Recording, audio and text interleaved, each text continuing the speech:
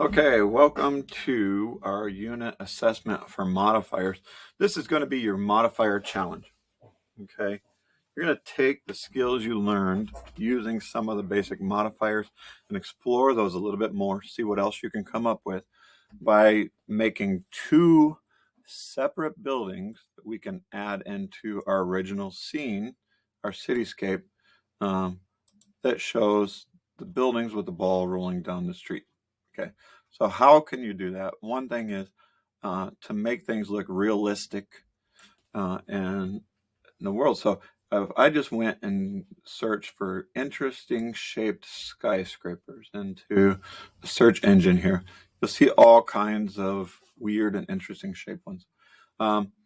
Pick one that you like that's going to challenge you at the level that you feel comfortable with at this moment in time. Later on, you'll be able to go back and change things up. So here we have the London skyline here.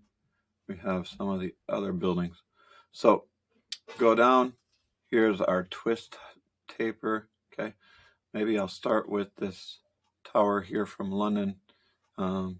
This one in Chicago's district would be rather interesting to do as well.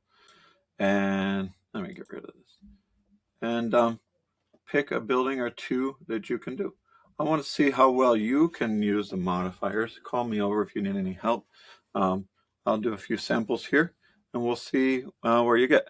We will come back in the next video then and I will show you how you can take your building that you have modified and import it into our other scene that we started in Unit 1. Thanks for joining me. I look forward to seeing your challenge and how well you are at using the lessons you've learned so far. Call me over if you need any help or ask the student next to you if they seem to have a good handle on what they're doing to see if they can give you a hand as well. Okie dokie. Enjoy the challenge and we'll see you in the next one.